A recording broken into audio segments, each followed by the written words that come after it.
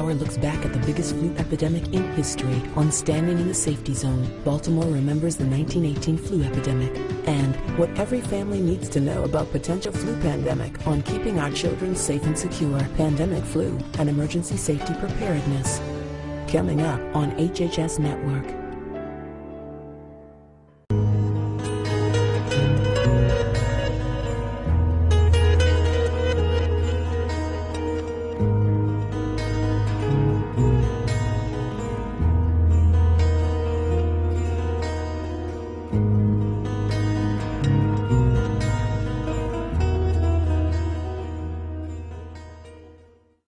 As you are about to learn, the real bioterrorists produce illegitimate programming called propaganda for profit. The real villains are those who spread fear and loathing for financial gain, power, and control. Come to a place that's new and unique, a place of health, well-being, and preparedness, where connection leads to inspiration and empowerment. Come to the HHS. Come to the HHS. Come to the HHS. To the extent that populations are being increasingly dependent, virtually enslaved, to drugs, called drug dependencies, the politics, policies, and profiteering of pharmaceutical firms and those who run them is genocidal. Most people realize that wars of any kind make money for arms dealers, industry manufacturers, and stocks, bonds, and futures investors. The wars against infectious diseases and cancers is no different. The war on cancer, the war on AIDS, the battle against breast and prostate malignancies, colon cancers, children's tumors, diabetes, and heart diseases is no different. Many industries and officials thrive off of this sickness. Could all of these declared wars, including the war on terrorism and medically frightening bioterrorism, be part of an economic and political ploy by inside traders or un-American traitors, wielding the mass media for deception? Let's see. In 1963, as the plot to assassinate President John F. Kennedy was being hatched, a global policy think tank met at Iron Mountain near Hudson, New York, to discuss the possibilities for economic sustainability in a world without war. You may have heard it said that money makes the world go round. Well, most intelligent people knew at that time that war economies kept bankers and businessmen most profitable. So the big question asked and answered in the report from Iron Mountain on the desirability and possibility of peace regarded the possibility of transitioning into the 21st century, keeping growing populations manageable and large corporations in business. The participants at Iron Mountain considered the functions of war as necessary for political, economic, and social progress. The functions of war, they wrote, are, quote, essential to the survival of social systems we know today, end quote. Under political requirements, the report stated, a viable political substitute for war must posit a generalized external menace to each society of a nature and degree sufficient to require the organization and acceptance of political authority. In other words, a form of controlled life with threats other than large-scale devastating wars was considered. A way to control populations without destroying expensive infrastructures, roads, utilities, and real estate, as in past world wars. This report provided economic substitutes for war and suggested developing a comprehensive social welfare program and a giant open-ended space research program, both of which we have today. Political substitutes for war included, quote, an omnipresent, virtually omnipotent international police force, end quote. The current global war on terrorism assures this. And fictitious alternate enemies about which this documentary speaks is evident in today's focus on terrorism. But who are the deadliest terrorists, really?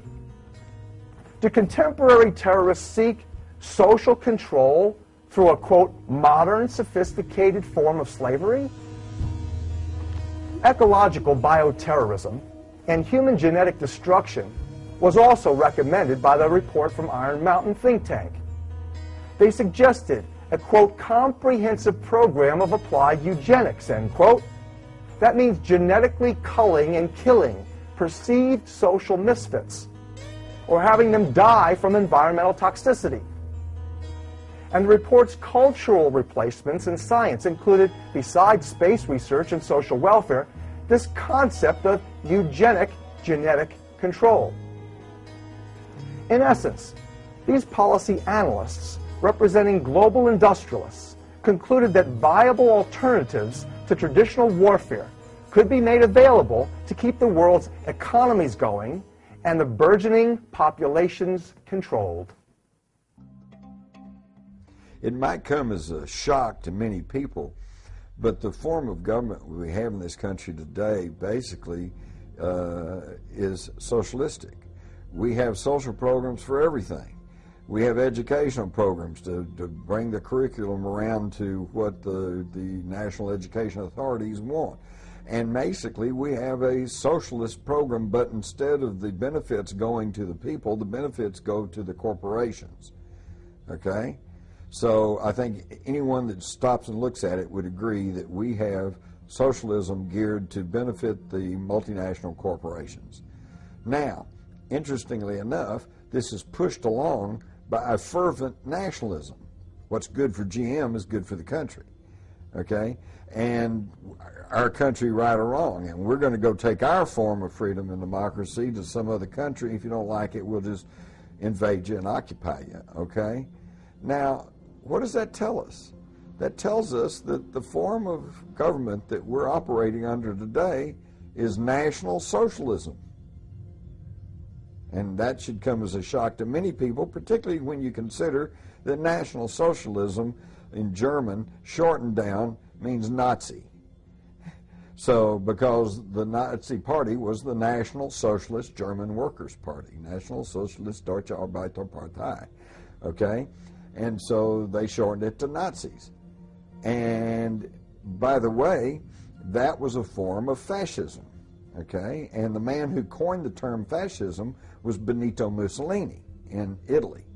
But Benito Mussolini himself said that fascism really wasn't the proper term, that it more correctly should have been called corporatism.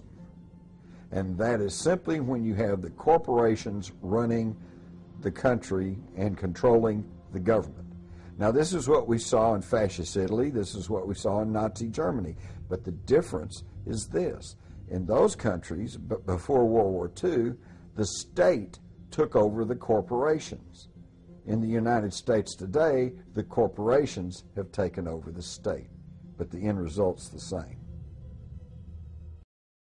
Consistent with the report from Iron Mountain, U.S. government records show a definitive genetics, eugenics, depopulation campaign was well underway by the early 1970s. Here, for instance, is a copy of a National Security Memorandum 200, which called for massive Third World depopulation. This was compiled by request of America's nuclear weapons guru, Dr. Henry Kissinger, the U.S. National Security Advisor under Richard Nixon, overseeing CIA, FBI, and foreign policy. I want this explained to me now. My Jew boy, Haldeman, where the hell's my Jew boy? Bob! He's here, Mr. President. I put in a call to him as soon as State sent us that signal. Thank you. Henry, just what the hell is this? That evidently the State Department has been eavesdropping.